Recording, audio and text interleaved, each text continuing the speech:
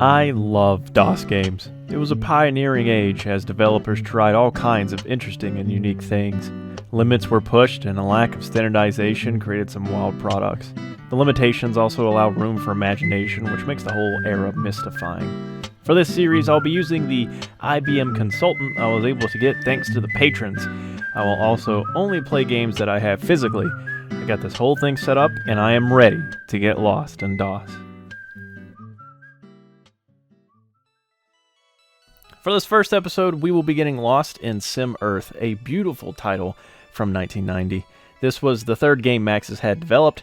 This is a year after SimCity and 10 years before The Sims. Early Maxis games tend to be overlooked as most people are more familiar with SimCity and The Sims. And to a degree, I can kind of see why. They are more niche and more on the simulation side of things. SimEarth is a prime example of this. The game tasks the player with managing a planet, but not in the traditional strategy game sense. You don't command units or build cities, you can only influence the world. But before I talk about the gameplay, I want to show off this box. Man, this is one beautiful box. The back is definitely an accurate representation of what's in store. Maxis isn't hiding just how in-depth this game truly is. The manual is also super hefty as it explains every mechanic and graph. The first few pages are pretty transparent too. Maxis mentions that this isn't much of a game, but rather a software toy, as they call it. Once the game is booted, we are greeted with a small title screen. We can then load or create a new planet. Here we have a choice of scenarios or just start from scratch. There's also some difficulty options. Personally, I like to do experimental mode and make a planet from scratch, starting with the dawn of time. It's worth noting that SimEarth doesn't have much music. Only during the special events do we get some sweet tunes.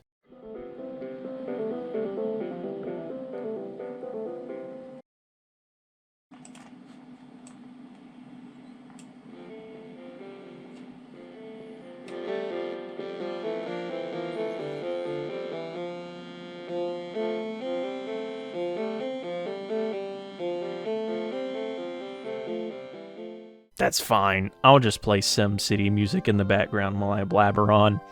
When the game begins, you can have certain windows open and move them around to your liking. This tends to be my setup.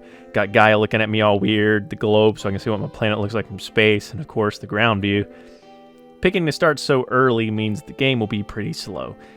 It'll take a while for civilization to bloom, so for now you're just waiting for organisms to evolve. This game isn't 100% a realistic simulation, though I don't think anyone was expecting it to be. There is room for fun. Dinosaurs can become civilized and intelligent, and in the 1990 Earth scenario, there's dinosaurs living amongst the populace. The manual does tease this fact by mentioning engine limitations, but I'm sure Maxis was having fun as well, just throwing in some quirky stuff. You can speed things up by interfering with the world, introduce organisms early, or cause a natural disaster to see what happens. Or you can sit back and just watch things happen naturally. Although, usually the world needs some kind of assistance or push, as I've watched civilizations rise and then immediately fall. As time goes on, global warming will take effect and sea levels will rise. Gaia will be upset about the pollution. Wars, plagues, and other disasters will wipe out the populace, so you kind of have to step in and stop that. Unless you don't want to stop it and make the world turn into like the capital wasteland or something. I've had a world be mostly water, and I had to create some new land to fix the overpopulation problem. Usually my go-to method is just to flood the place and kill everyone, but here a flood would eliminate precious land.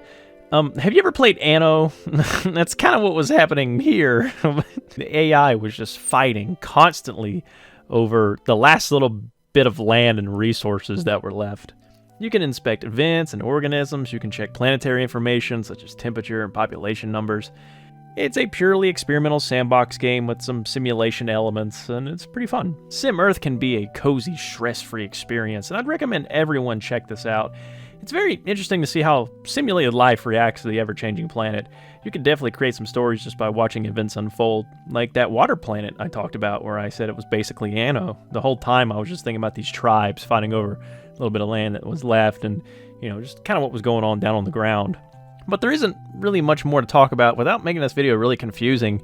Like, there is an energy mechanic, and like the civilizations need a certain level of energy and resources in order to kind of like advance and age unless you just force the advancement. There's also certain buildings you can build, like monoliths and stuff, that kind of speed up intelligent life and save the planet from just completely disappearing and the oceans drying up. But at that point, I think the video would be more confusing than it would be enjoyable, and I might turn some people away when talking about that. Because really, all you need to do is pull up the game and just make a world and look around. You can really be laissez-faire about this.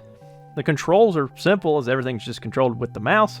And also there's a built-in tooltip system. Right-clicking will explain what each button or window does. I mean, seriously, I recommend at least trying SimEarth. And if you get really super into it, then you can do the more complex things and look really deep into this, because there's a lot of graphs and models that I'm not showing right now. Like, there's a lot to this game if you're someone who's into science and into kind of like ecology and stuff like that. I've never played the console versions, but I imagine they're pretty limited. SimEarth also got a Windows port where the game was put on CD-ROM. I imagine it runs smoother and probably looks better, but my experiences in the past and now has been with the DOS version, so that's the one that I would recommend checking out because I know the experience you're going to have. But yeah, that's SimEarth. I'm leaving some stuff out, as I said, either because I don't want the video to get confusing, or there's stuff that I also am not fully clear on how it works.